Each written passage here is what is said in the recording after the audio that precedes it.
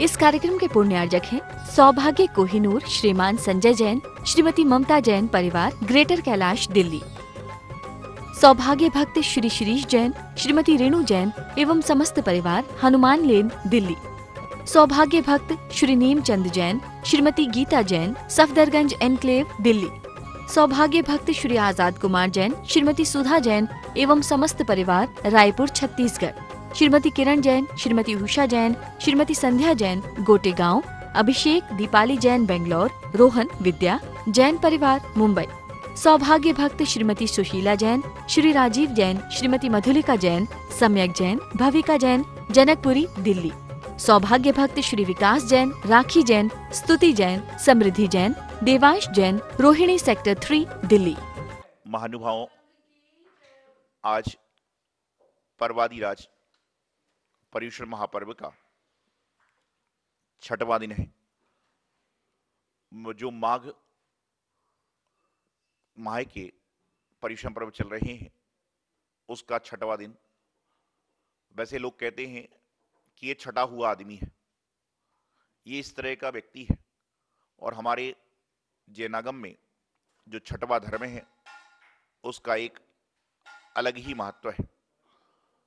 यहां पर 6वें नंबर पर उत्तम संयम धर्म को रखा गया। पहले क्षमा को रखा गया, फिर मार्दव को रखा गया, फिर आर्जव को रखा गया, फिर सोच को रखा गया, फिर सत्य को रखा गया और आज संयम धर्म को रखा गया। उत्तम संयम। संयम क्या है? संयम किसे कहते हैं और संयम पालने वाले को क्या मिलता है? तो जीवन में व्यक्ति को संयम रखना बड़ा आवश्यक है। चाहे वह वाणी का संयम हो, चाहे विचारों का संयम हो, चाहे भावों का संयम हो। बिना संयम रखे इंसान अपने जीवन में कुछ भी प्राप्त नहीं कर सकता। कोई व्यक्ति अपने जीवन में मधुर वाणी के द्वारा गमगीन महफिल को भी खुशनुमा कर देता है और कोई व्यक्ति खुशनुमा माहौल में अपनी वाणी के माध्यम से वहां का पूरा माहौल गमगीन कर देता है। विचार करें कि मेरे पास 15 लोग बैठे हुए हैं और अच्छी तरह से वार्तालाप चल रही है, लेकिन उसमें एक व्यक्ति आएगा और अपनी जली कटी बुरी खोटी बातें सुनाएगा और सारा 15 लोगों का जो माहौल है वह सारा खराब हो जाएगा। तो वाणी का संयम रखना बहुत जरूरी है। और जो व्यक्ति अपने जीवन में वाणी का संयम रख लेता है उसके जीवन की सारी समस्याएं अपने आप समाप्त हो जाया करती हैं। वैसे तो हमारे जैनागम में इंद्रिय संयम और प्राणी संयम, ये दो संयमों की अलग अलग से विशिष्टताएं बताई गई, अलग अलग से बात बताई गई। लेकिन उसके बावजूद वाणी का संयम जिसने रख लिया, समझ के चलना कि उसने अपने जीवन में बहुत कुछ पा लिया। क्योंकि जब तक वाणी का संयम नहीं होगा तब तक जीवन में कार्य नहीं होंगे, बल्कि ये समझना कि बनते कार्य भी बिगड़ने लग जाए तो कोई बड़े आश्चर्य की बात नहीं है। हमारे जीवन में संयम, नियम, ये ऐसी वस्तुएं हैं जो जीवन को सार्थक कर देती हैं, जीवन को स्वच्छ कर देती हैं, जीवन को सुंदर कर देती हैं। यदि आप अपने जीवन में संयम को धारण करना चाहते हो, जीवन में संयम को स्थान देना चाहते हो, तो आप कुछ ना करें बल्कि यह करें कि अपने जीवन में अपने भावों को शुद्ध बनाएं, स्वच्छ बनाएं और सारी की सारी क्रियाओं को समन्वित करने का प्रयास करें। आज वर्तमान में लोग संयम तो पालन कर रहे हैं, नियम तो ले रहे हैं। संयम मतलब यह है कि आपने छोटा छोटा त्याग भी कर लिया तो भी आपकी संयम की कोटि में आ जाया करता है। जैसे मान के चलो, मैं अक्सर एक बात कहता हूं आप लोगों से कि आप जब भोजन करते हो तो भोजन करने के बाद आप कम से कम इतना तो कह सकते हो कि कल जब तक नहीं खाऊंगा, ये तो साधु के लिए होता है, लेकिन कोई त्यागी वृत्ति है, भी कोई कासन कर रहा है उसके लिए। और यदि मान लो आपको दोबारा भी खाना है तो आप ये कह दो जब तक मैं दोबारा भोजन नहीं करूंगा तब तक के लिए मेरा चारों प्रकार का अर्थ है कि चाहे तुम 10 मिनट बाद खा लो, कम से कम तुमको 10 मिनट का त्याग का तो फल मिल जाएगा। लेकिन आज वर्तमान में लोगों के जिब्बा पर संयम ही नहीं है। ना जिब्बा में बोलने में संयम है, ना जिब्बा पे खाने का संयम है। आपको पता है, हमें पता है कि हमें भोजन त्याग होने के बाद में कल तक नहीं मिलेगा। हमारे आचार्य श्री गुरुदेव सिद्धांत सागर जी महाराज अक्सर कहा करते थे कि यदि सपने में साधु को कदाच सपने में कुछ खाने की वस्तु दिख जाए तो अगले दिन महाराज जी उनका त्याग करा देते थे, जो सपने में होता है, जो हम साक्षात चर्चा करेंगे तो उसका त्याग तो होना ही चाहिए। यदि स्वप्न में दिख जाए, होता है स्वप्न है, साधुओं को भी सपने आते हैं, ग्रस्तों के सपने आते हैं, प्रतियों को भी सपने आते हैं। ये स्वप्न में दिख जाए, चर्चा करना तो दूर की बात है, यदि स्वप्न में दिख जाए तो हमें उस वस्तु का त्याग करना चाहिए, क्योंकि राग अंश हो गया। वैसे तो कथा कई तरह की होती है, राज कथा, राग कथा, ये कथा, वो कथा, लेकिन सबसे ज्यादा कथा की चर्चा यदि होती है तो भोजन कथा की चर्चा होती है। यदि आप यहां पर बैठे 50 लोग हो और आप स्वाध्याय चालू कर दो, 5 बचेंगे। माला चालू करा दो, 10 लोग बचेंगे। गप्पे सप्पे लगा दो, 10 25 30 बचेंगे। लेकिन आपने भोजन की कथा चालू कर दी तो यहां पर जितने लोग बाहर है वो भी आ जाएंगे, आज ऐसा हुआ, आज वैसा हुआ, आज वैसा। क्या है, क्या हुआ? संयम क्या है? संयम तो वह होता है कि जो आपकी थाली में आ जाए और थाली में आने के बाद में भी आपको उसमें से हटाने का भाव हो जाए, यह संयम है। और यही संयम साधुगण पालते हैं कि थाली में आप भर भर के दिखाते हो, थाली में आप भर भर के उनको दिखाते हो, तरह तरह की व्यंजन दिखाते हो, तरह तरह की वस्तु दिखा देते हो, और वो कहते मेरा इसका त्याग है। यही तो संयम है। संयम ये नहीं है कि आने दो आने दो। एक व्यक्ति दादाजी आए, बोले महाराज जी मैं क्या करूं, मुझसे खाना पचता ही नहीं है, मुझसे चबता ही नहीं है। अगले दिन उनकी धर्मपत्नी आई, दादी जी, बोले महाराज जी इनको समझाओ, उल्टा सीधा खाते फिर दिक्कत होती है। तो मुझे ध्यान आई बात कि अचतनीया पचतनीया, अचतनीया पचतनीया चबतनीया, कि अचता नहीं है, पचता नहीं है, चबता नहीं है। अचतनीया पचतनीया चबतनीया, लेकिन सामने आ जाए तो बचतनीया। अचतनीया पचतनीया बचतनीया, लेकिन जब सामने आ जाए तो बचतनीया, कि यदि सामने थाली में आ जाए तो चाहे अचना हो चाहे पचना हो, बस तो कार्य तृष्णा। कई इंसान कई वस्तु खा नहीं सकता, लेकिन मेरे पास होना, मेरे पास होना, इसी में तृष्णा में उसको आदि मारा जा रहा है। और आज के संसार में कहते हैं, आप कहावत है, ग्रस्त कहते हैं कि अपनी थाली का घी किसी को नहीं दिखता और पड़ोस का तेल भी दूसरे को दिख रहा है। तो संयम का दिन है जीवन में, चाहे वाणी का संयम हो, बोलने पर संयम हो, प्रेम पूर्वक बोलिए ना। एक होता है क्यों भी धरा और एक होता है भाई साहब यहां ये, दोनों का मतलब एक है, लेकिन आपका बोलने का तरीका आपको व्यवहारवान सिखाता है। आपके पास आने वाले व्यक्ति को आप किस तरह से वार्तालाप कर रहे हो, यह सब सिखाया करता है।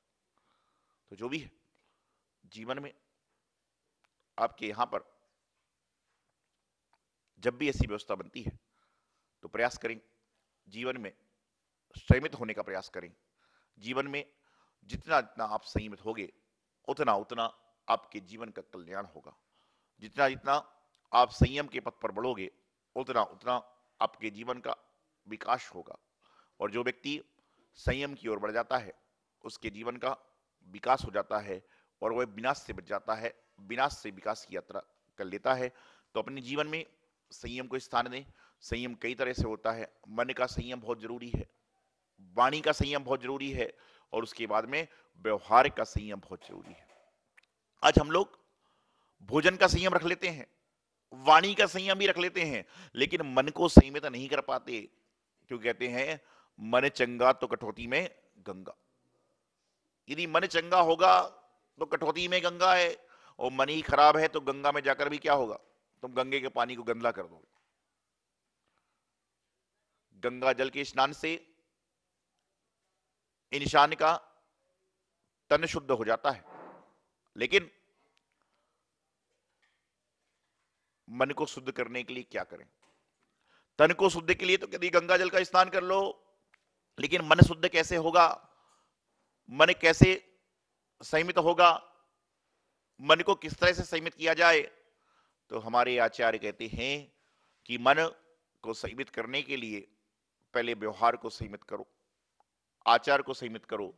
और जो व्यक्ति अपने व्यवहार को, आचार को संयमित कर लेता है उसके जीवन का कल्याण अपने आप हो जाता है। संयम के बारे में अनेक अनेक परिभाषाएं हैं। आप विचार करिए कि कहते हैं जितना आपको उपयोग करना है उतना आप उपयोग के लिए लीजिए, बाकी सबसे बच जाओ, आपको अनर्गल संयम से बच जाओगे, अनर्गल दोष से बच जाओगे। हमारे आचार्य जब मुनियों को दीक्षित करते हैं, आरिकाओं को, क्षुल्लक क्षुल्लिकाओं को, इलक आदि को दीक्षित करते हैं, व्रती बनाते हैं, तो उनको संयम नियम देते हैं कि नियम ले लो, संयम धारण करो। क्योंकि मैं हमेशा एक बात कहता हूं, जिसने मुस्कुराती हुई सुबह सांझ में ढल जाती है, मुस्कुराती हुई सुबह सांझ में ढल जाती है, जिंदगी की पीठ पर मौत लिखी होती है। मुस्कुराती हुई सुबह सांझ में ढली होती है, जिंदगी की पीठ पर मौत लिखी होती है। संयम को धारण कर लो बंधुओं, संयम को धारण कर लो बंधुओं। इन शास्त्रों की क्या गारंटी होती है, इन शास्त्रों की क्या गारंटी होती है। मुनि महाराज जी हैं, इनका एक भुक्ति है कि 24 घंटे में एक बार, सारे साधुओं को 24 घंटे में एक बार भोजन करना है, लेकिन उसके बाद भी, आहार के बाद अपने गुरु के पास जाकर त्याग करते हैं, भगवान के पास जाकर त्याग करते हैं कि कल तक हमारा चारों प्रकार के आहार का त्याग है। क्यों? उनका त्याग भी है। उसके बाद अकस्मात कुछ घटना घट जाए तो कम से कम त्याग सहित तो समाधि मरण होगा। जब चलते हैं, विहार करते हैं, उस समय यही कहते हैं कि हमारा कुछ भी नहीं है, रास्ते में कुछ घटना घट जाए तो परिग्रह सहित मरण तो नहीं होगा। चटाई है, वस्त्र हैं जो वस्त्रधारी होते हैं, किताबें हैं, हर व्यक्ति अपना संयम धारण करता है कि जितने मेरे उपयोग में आने वाली वस्तुएं हैं, ये तो जो किताब उसको ही धारण करूंगा। नहीं तो हमारे गुरुदेव और आचार्य लोग कहते हैं कि यदि आपने संयम नहीं किया, संसार की सारी चटाइयों का पाप आपको लग जाएगा। अरे मर्यादा तो होवे, संयमित तो होवे। आज तृष्णा कितनी है, मन की तृष्णा तनकसी है, तन की तृष्णा तनकसी है, उल्टा कह दिया मैंने, तन की तृष्णा तनकसी है, लेकिन मन की तृष्णा तो ऐसी हो रही है, ऐसी हो रही है। और ये 99 का चक्कर जिसको लग जाए वह कभी जीवन में सुखी नहीं हो सकता। जिसके जीवन में 99 का चक्कर एक बार आ जाए कैसे भी करके, वह जीवन में कभी भी सुखी नहीं होगा। क्योंकि 99 का चक्कर ही एक ऐसा चक्कर है कि वह लोगों को घन चक्कर बना देता है। किसी अच्छे खासे परिवार को यदि समस्या में डालना है तो उसको आप 99 के चक्कर में डाल दो, फिर आप देखो कैसा होगा। जो तन में, घर में आकर अपने तन की भूख मिटाकर गद्दे पर सोता था, उसको डल्लप के गद्दे पे भी नींद नहीं आएगी। आपने पिक्चरों में देखा होगा, जो जुआरी होते हैं वो पहली बार तो जुआ जीतते ही है। 100 में से 80 लोग पहली बार जब जुआ की टेबल बैठते तो जीतते ही हैं, और बाद में ऐसा होता है कि पूरी जिंदगी हार जाते हैं लेकिन जुआ जीत नहीं पाते। यही तो संयम है, यही तो नियम है, यही तो व्यवस्था है, यही तो परिभाषा है कि हम अपने जीवन में कितना कितना संयमित हो रहे हैं, उतना उतना हमारे जीवन का कल्याण होगा। मैं अक्सर कहता हूं, आप किसी शादी पार्टी में जा रहे हो, आपके बच्चे की उम्र 19 साल की है, तो शादी पार्टी में आपका हर ध्यान आ रहा है कि मेरे बच्चे की शादी होगी तो मैं एक डेकोरेशन करूंगा, मैं इसको बदलूंगा, लाल करूंगा, पीला करूंगा। अरे भाई क्या कर रहा है, संयम धारण करो ना। एक बार ऐसे ही हुआ, एक पति पत्नी शादी पार्टी में जाने को तैयार हुए, मैचिंग का जमाना है, दोनों ने लाल लाल कपड़े पहन लिए। कुछ दूर पर चले थे किसी, अरे बोले लाल कपड़े पहन के तो टीना जा रही है, तो वो बोली घर चलो वापिस जी। वापिस आ गए और बोले थोड़ा जल्दी करना, मुझे जल्दी जाना है, हर बार मैं आपके लिए लेट हो जाती हूँ। पीले कपड़े पहन लिए, पीले कपड़े पहन के आगे चले थे, बोले कि पीले कपड़े पहन के तो मीना जा रही है। वापिस आ गए। ऐसे करते करते 5-6 कलर बदल गए, और जब वहां पर पहुंचे तो देख रहे हैं कि सारे रंगीन कपड़े वाले निकल निकल के आ रहे हैं। पत्नी पति वो चिल्ला रही, तुम्हारे कारण ही रोज लेट होता है। बताओ बेचारा क्या करे। 5-6 जोड़ी कपड़े बदल गए, सारी की सारी व्यवस्थाएं बदल गई, टीना मीना लीना पता नहीं कौन कौन सी थी, और ईना के चक्कर में अपना ईना खत्म हो गया, आईना खत्म हो गया। अरे भाई, तुम कपड़े दूसरों को पहनना दिखाने के लिए पहन रहे हो कि अपने तन को ढकने के लिए पहन रहे हो? आज लेकिन यही बात है। एक व्यक्ति आया ब्रह्मचारी टाइप से, आहार के समय उसने कपड़े मटमैले पहन लिए, और मंडप पर जाने को तो उसने बड़ी व्हाइट चकाचक साड़ी पहन ली। मैंने क्यों? बोले महाराज जी आहार में तो कपड़े गंदे होते हैं, मंडप पे तो फोटो खींचती है। मैंने कहा हो गया काम, तुम साधु बनने वाले हो और तुम्हारे मन के भाव चल रहे हैं।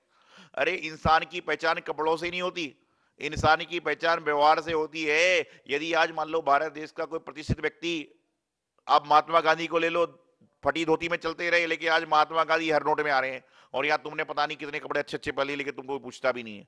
कपड़ों से इंसान की पहचान नहीं होती, इंसान की पहचान होती है उसके गुणों के। गुणवान व्यक्ति यदि जंगल में भी है तो उसके पास लोग पहुंच जाएंगे, और अवगुणी व्यक्ति यदि कहीं पर मोहल्ले में भी है, कहीं पर समस्याओं में भी है, तो क्या होगा कि वहां पर व्यवस्थाएं बनती नहीं रहेंगी। तो अपने जीवन का कल्याण करना है, अपने जीवन को सत्कार पूर्वक रहना है, अपने जीवन को संयम पूर्वक चलना है। तो अपने जीवन में आज पर्वादि, आज पर्युषण पर्व का माघ महीने के छठवां दिन है, उत्तम संयम का दिन है। तो संयम को धारण करो, अपने जीवन का कल्याण करो, यही जीवन का सार और यही सुख शांति समृद्धि का उपाय।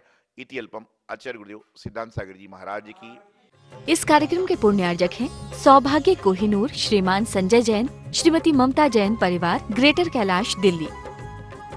सौभाग्य भक्त श्री शिरीष जैन, श्रीमती रेणु जैन एवं समस्त परिवार, हनुमान लेन, दिल्ली। सौभाग्य भक्त श्री नीमचंद जैन, श्रीमती गीता जैन, सफदरगंज एनक्लेव, दिल्ली। सौभाग्य भक्त श्री आजाद कुमार जैन, श्रीमती सुधा जैन एवं समस्त परिवार, रायपुर, छत्तीसगढ़। श्रीमती किरण जैन, श्रीमती उषा जैन, श्रीमती संध्या जैन, गोटेगांव। अभिषेक दीपाली जैन, बेंगलोर। रोहन विद्या जैन परिवार, मुंबई। सौभाग्य भक्त श्रीमती सुशीला जैन, श्री राजीव जैन, श्रीमती मधुलिका जैन, सम्यक जैन, भविका जैन, जनकपुरी, दिल्ली।